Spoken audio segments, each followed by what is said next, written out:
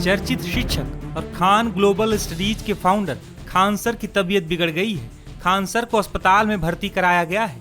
दरअसल एक वीडियो सामने आया है जिसमें खान सर अस्पताल के बेड पर लेटे नजर आ रहे हैं। इस दौरान वे ऑक्सीजन मास्क पहने दिखाई दे रहे हैं। बता दें कि कल बिहार की राजधानी पटना में बीपीएससी अभ्यर्थियों ने जोरदार प्रदर्शन किया था। इस दौरान बड़ी संख्या में इकट्ठा छात्र नॉर्मलाइजेशन का विरोध कर रहे थे।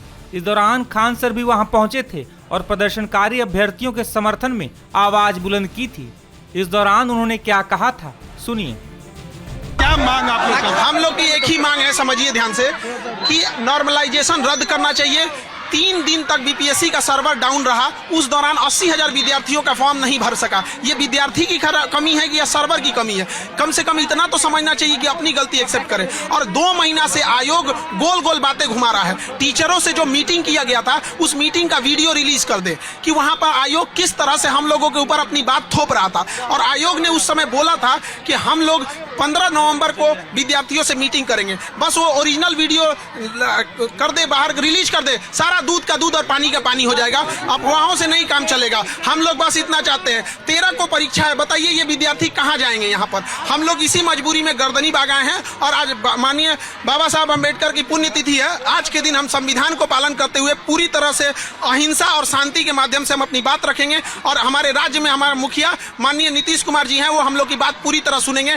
केवल उन्हीं पे भरोसा ही है और वही सुन सकते हैं, बाकी आयोग पे कोई भरोसा नहीं। पुलिस तो लाठी भी चला रही है। देखिए पुलिस का काम अपना, हम लोग देखिए हम लोग शांतिपूर्ण ढंग से कर रहे हैं। हम लोग लाठी खाने के लिए तैयार हैं। हम लोग को चाहे कुछ करे, उठा के हम लोग को लेके चल जाए, लेकिन इन बच्चों के भविष्य से न खेले। इनका नॉर्मलाइजेशन बस रद्द कर दे यहाँ पे, बस। कब तक आप लोग इस तरह से? हम यहाँ तब तक रहेंगे जब तक कि नॉर्मलाइजेशन रद्द नहीं हो जाता, तब तक के लिए नहीं हटेंगे यहाँ से। लेकिन ये कहा जा रहा है जो लीक होता है क्वेश्चन, उसको रोकने के लिए इस तरह की प्रक्रिया।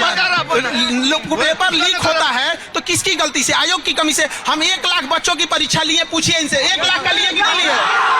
कोई माई का लाल हमारा पेपर लीक करके देख लेना, यहाँ पर उनको व्यवस्था कर देंगे हम लोग। यहाँ पे जो लीक करता है उसका इनकाउंटर कर दिया जाए। यहाँ पे खत्म कहानी, मार के उड़ा दीजिए। यहाँ पे बुलडोजर चढ़ा दीजिए। यहाँ पे जो पेपर लीक करता है उसका नार्को टेस्ट कराइए, उसका पोलियोग्राफिक टेस्ट कराइए। अगर आपको 10 लोगों पे शक है तो उनका भी कराइए। अगर आपको लगता है कि हमारे आप पे, इन पे, किसी पे शक है, हम लोग का नार्को टेस्ट, पोलियोग्राफिक टेस्ट कराइए। अगर उसमें पता चलता है पेपर लीक करते हैं, वहीं उड़ा दीजिए उसको, सीधा इनकाउंटर। बच्चों के भविष्य के साथ खिलवाड़ नहीं, यहाँ पर बच्चों के भविष्य के साथ नहीं खेलने देंगे। ये वादा करते हैं हम, शांतिपूर्ण ढंग से करेंगे हम यहाँ पर। लेकिन आयोग समझे, एक ऐसा कैंपस बनाए जहाँ पे पेपर बने, जहाँ से छपे, और जब तक परीक्षा ना हो जाए उसके अंदर के कर्मचारी घर नहीं जा सकते हैं, ना ही मोबाइल फोन कुछ भी यूज कर सकते हैं। बस इतना बढ़िया व्यवस्था। बोले हमसे, आयोग से अगर नहीं हो रहा है, वादा करते हैं हम 5 लाख बच्चों का परीक्षा दिला देंगे और एक पेपर लीक नहीं होगा। और जो लीक करेंगे ना, उनको कहीं और लीक कर दिया जाएगा। लेकिन सरकार बीपीएससी ये कह रही है ना कि जो अभी तक इस तरह से कोई आधिकारिक नहीं कहा गया है। झूठ बोल रही है। जब आधिकारिक नहीं कहा गया है तो आप बोल दीजिए ना कि हम नहीं नॉर्मलाइजेशन करेंगे, हम एक ही पेपर लेंगे, एक ही शिफ्ट में करेंगे। बोलने में क्या जा रहा है? झूठ बर्दाश्त नहीं करेंगे, झूठ बर्दाश्त नहीं करेंगे। यहाँ पर हम लोग निकल चुके हैं अब, और हम खाली हाथ अब विद्यार्थियों के, हम अपने स्टेज पे पढ़ाने तभी चढ़ेंगे जब अपने बच्चों का आंसू पोंछ सके। इनको रोता हुआ हम नहीं छोड़ सकते। अभी आप यहीं बैठेंगे? हम यहीं रहेंगे और कहीं नहीं जाने वाले हैं। बताइए 80,000 बच्चों का फॉर्म केवल सर्वर डाउन होने की वजह से गया। इसके लिए दोषी तो आयोग है कि नहीं है यहाँ पे? हालांकि प्रदर्शन के दौरान ही उन्हें पुलिस ने हिरासत में ले लिया था और पटना के गर्दनीबाग थाने ले जाया गया था। हालांकि करीब 1 घंटे बाद ही उन्हें छोड़ दिया गया था। दरअसल 13 दिसंबर को होने वाली बीपीएससी की प्रारंभिक परीक्षा के नियम में बदलाव को लेकर पटना में बीपीएससी दफ्तर के सामने अभ्यर्थी प्रदर्शन और नारेबाजी कर रहे थे।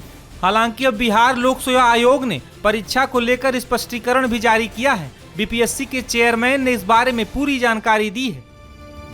बीपीएससी परीक्षा में नॉर्मलाइजेशन को लेकर जो विवाद उठा है और खास करके जो कंफ्यूजन की स्थिति है, उस पर बात करने के लिए हमारे साथ बीपीएससी के चेयरमैन हैं। हम उन्हीं से सीधे बात करते हैं।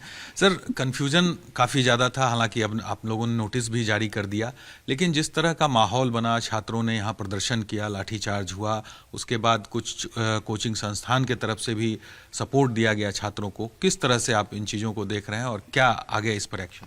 देखिए, मैंने पहले भी क्लियर कर दिया था और बीपीएससी ने जो एडवर्टाइजमेंट दिया उससे भी ये क्लियर है कि नॉर्मलाइजेशन या 1 शिफ्ट 1 एग्ज़ाम का कोई इश्यू ही नहीं था। आयोग ने कभी भी नॉर्मलाइजेशन की बात नहीं की है।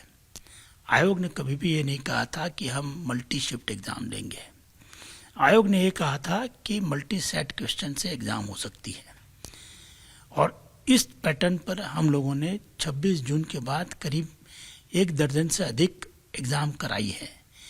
यही बच्चे जो अभी बीपीएससी की 70th प्रीलिम एग्जाम में बैठ रहे हैं, उसमें से बहुत सारे बच्चे पहले टीचर्स की एग्जाम में, एग्रीकल्चर की एग्जाम में और बाकी सारी एग्जाम में भी बैठे हैं।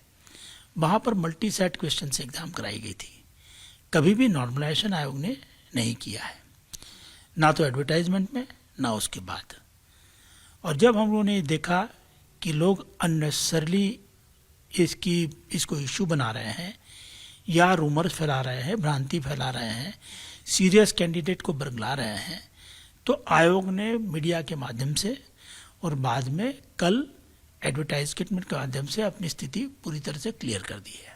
कई सेट में जिस तरह से आप बता रहे हैं उसी को लेकर ये कन्फ्यूजन हो गया क्या कि नॉर्मलाइजेशन हो जाएगा, लेकिन जब परीक्षा एक पाली में हो रही है, एक दिन में हो रही है, तो क्या ये संभव है? नहीं, देखिए, मल्टी सेट क्वेश्चन पहली बार यूज नहीं हुआ है, इसलिए इसके कारण ये कन्फ्यूजन नहीं हुआ है। मल्टी सेट क्वेश्चन से हम लोगों ने 12 से अधिक एग्जाम लिए 26 जून के बाद, इसलिए इसके चलते कन्फ्यूजन नहीं हुआ है। शायद लोगों में भ्रांति इसलिए फैली कि यूपी में नॉर्मलाइजेशन के माध्यम से एग्ज़ाम लेने की बात कही गई थी, यूपी पीएससी में, तो कुछ लोग को लगा होगा कि यहाँ पर भी ये नॉर्मलाइजेशन की बात होगी। लेकिन अगर नॉर्मलाइजेशन करना रहता तो आयोग पहले बजाबता लोग को एडवर्टाइजमेंट के माध्यम से सूचित करता, उसकी इन्फॉर्मेशन देता, और उसके बाद हम कहते कि साहब हम 1 से अधिक शिफ्ट में करेंगे और बाकी जितनी शिफ्ट में होगा वो सबका हम रिजल्ट नॉर्मलाइज करेंगे। लेकिन जब हमने स्टूडेंट को अपना एडमिट कार्ड डाउन करने के लिए एडवर्टाइजमेंट दे दी कि एग्ज़ाम 13 तारीख को दिन में 12 बजे से 2 बजे के बीच में की जाएगी, उसका मतलब है कि 1 शिफ्ट 1 डे एग्ज़ाम थी, तो नॉर्मलाइजेशन का सवाल ही नहीं उठता उसमें। तो ये कन्फ्यूज़न या रूमर्स या तो जानबूझ के फैलाई गई है या लोग मानने को तैयार नहीं थे इस चीज़ को। तो जो जिन लोगों का हाथ है इसमें, क्योंकि कई कोचिंग संस्थान के जो टीचर हैं वो भी इस पूरे आंदोलन में छात्रों के साथ दिखे, धरना प्रदर्शन के दौरान भी साथ रहे, और बीपीएससी को लेकर कई तरह के आरोप उन्होंने ऑन रिकॉर्ड बोला कि बीपीएससी झूठ बोलता है, बीपीएससी लोगों को, छात्रों के भविष्य के साथ खेल रहा है। तो ऐसे लोगों को चिन्हित करके कार्रवाई की जाएगी क्या? प्रशासन से आप लोगों ने कंसल्ट किया इन चीज़ों को? देखिए, मैं स्पष्ट कर देना चाहूँगा कि छात्रों का सबसे बड़ा हितैषी बीपीएससी खुद है। बीपीएससी खुद ये कोशिश करता है कि बिहार के छात्रों का भविष्य दांव पर ना लगे और एक साफ सुथरी और कदाचार मुक्त परीक्षा व्यवस्था के लिए आयोग कटिबद्ध है। पिछले 6 महीने में हम लोगों ने जो भी एग्जाम कराई है वो पूरी तरह से निष्पक्ष रूप से फेयर और ट्रांसपेरेंट वे में कराई है। लेकिन ये बात सही है कि कुछ लोग इंक्लूडिंग कुछ संचालक जो कोर ट्रेनिंग कोचिंग क्लासेस के संचालक हैं, सर जैसे तमाम जो शिक्षक हैं वो थे इस आंदोलन। ऐसे कुछ लोगों ने जरूर इस बात का नॉर्मलाइजेशन की पूरी प्रक्रिया को समझे बगैर लोगों को बरगलाने की कोशिश की है।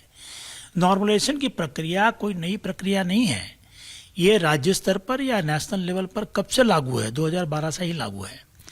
बड़ी बड़ी एग्जाम जैसे बैंकिंग सर्विस रिक्रूटमेंट की एग्ज़ाम, GEE की एग्ज़ाम, स्टाफ सिलेक्शन कमीशन की एग्ज़ाम, जहाँ पर बहुत बड़ी संख्या में स्टूडेंट रहते हैं, एप्लीकेंट रहते हैं, वहाँ पर नॉर्मलाइजेशन करना आवश्यक हो जाता है क्योंकि इतना एकोमोडेशन होता नहीं है।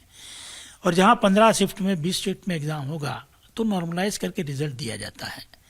नॉर्मलाइजेशन के इश्यू को लोगों ने हाई कोर्ट में और सुप्रीम कोर्ट में भी चैलेंज किया था, लेकिन माननीय उच्च न्यायालय ने या माननीय सर्वोच्च न्यायालय ने भी ये पूरी नॉर्मलाइजेशन की पैटर्न को पूरी तरह से फेयर, ट्रांसपेरेंट और साइंटिफिक माना है। उन्होंने ये माना है कि ये सिस्टम के चलते किसी को भी अन्याय नहीं होता, किसी को फेवर नहीं होती, किसी को डिसफेवर भी नहीं होता है।